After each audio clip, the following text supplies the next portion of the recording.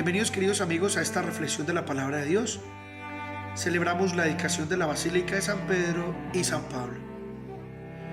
Meditamos el Evangelio según San Lucas, capítulo 19, versículos del 45 al 48. En aquel tiempo entró Jesús en el templo y se puso a echar a los vendedores diciéndoles: escrito está, mi casa es casa de oración, pero vosotros la habéis convertido en una cueva de bandidos. Todos los días enseñaba en el templo. Los sumos sacerdotes, los letrados y los senadores del pueblo intentaban quitarlo de en medio, pero se dieron cuenta de que no podían hacer nada, porque el pueblo entero estaba pendiente de sus labios. Palabra del Señor. Gloria a ti, Señor Jesús. Si el Evangelio de ayer nos mostraba a Jesús llorando por la ciudad santa de Jerusalén, nos mostraba esa humanidad, hoy el Evangelio nos muestra a un Jesús airado, adolorido, molesto, como pocas veces lo hemos visto, porque ve que el templo de Dios es convertido en una plaza de mercado, y entonces expulsa a los vendedores presentes allí. Incluso no en este evangelio, pero sí en otro, pronuncia la célebre frase: el celo por tu casa me devora.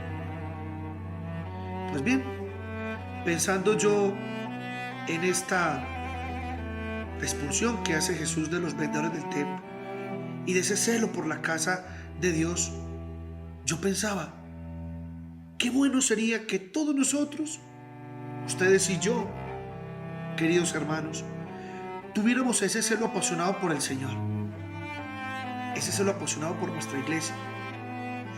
Qué hermoso sería ver más bautizados, más católicos convencidos, enamorados de su parroquia, enamorados de su diócesis, enamorados de su iglesia. Yo veo que la gente se apasiona por el fútbol. Yo veo que la gente se apasiona por un equipo de fútbol. Yo veo que la gente se apasiona por la política, por partidos políticos, por candidatos, etc.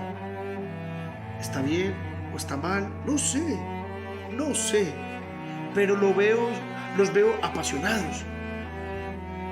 Pero no veo mucha gente apasionada por Dios. No veo a mucha gente apasionada por la fe. No veo a mucha gente apasionada por la evangelización. Yo de corazón les digo, yo admiro muchísimo, pero muchísimo, los movimientos laicales que han surgido últimamente en nuestra iglesia. Como los niños, los jóvenes y los adultos que hacen parte de estos movimientos se sienten convencidos de su bautismo. Se sienten militantes, definidos a la hora de anunciar a Jesús. Hablan con convencimiento de su fe, con ardor, con fuego en su corazón. Transmiten ese celo por las almas, transmiten ese deseo de llevarlas a Dios. Pero, ¿y el resto de cristianos católicos? Si no nos encendemos, hermanos, nos puede pasar como aquel papá que su niño le preguntó un día: papi, ¿quién es Dios? Y el papá le dijo: mi hijo, pues el Ser Supremo. ¿Y quién creó a Dios? Mi hijo, hágame el favor y se va para donde su mamá. Estoy trabajando. Desde pequeñitos, pidiendo razones. Y si nosotros no tenemos argumentos para aclararles, entonces llega el amiguito ateo y le dice: yo no creo en Dios. Si Dios existe, ¿por qué hay tanto mal en el mundo? Y ya, le dice eso y el niño comienza a dudar de Dios y empieza también a contemplar la idea de ser ateo.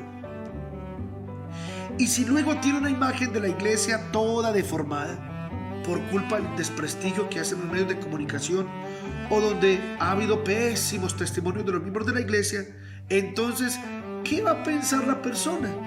Dios no existe. Y si luego se encuentra que la fe le dice: haz esto, deja de hacer aquello, esto de la impureza está mal, y el pobre muchachito tiene todas las hormonas ebulliendo en un mismo lugar, entonces el chico va a decir, ok, conclusión, Dios no existe, me es más fácil eliminar a Dios para poder seguir viviendo mi vida de pecado. Y hoy eso es lo que tenemos, ateos prácticos. No tenemos ateos filosóficos como Nietzsche, como Marx o como Feuerman, no. Hoy la gente que se declara atea no es que sea la persona superintelectual, no. Simplemente quita a Dios de su vida porque éste le estorba para poder llevar una vida de pecado. Entonces Dios no existe para poder seguir viviendo mi vida de pecado. Dios no existe para seguir viviendo mi vida de desorden moral. Dios no existe para poder seguir viviendo mi vida de lujuria. Quitan a Dios de sus vidas porque sienten que Dios le dice, eso está mal. Pero aunque quiten a Dios de sus vidas, su conciencia le sigue gritando, eso está mal. Pero a nosotros como cristianos católicos de verdad, nos corresponde dar razón de nuestra fe y nos corresponde defender nuestra fe. Por eso es que es importante que el celo por las cosas del Señor nos devore, que nos apasionen las cosas del Señor. Por eso oremos para que haya más cristianos católicos que se decidan formarse, que decidan buscar más del Señor. Que el Señor nos bendiga a todos en el nombre del Padre y del Hijo y del Espíritu Santo. Amén.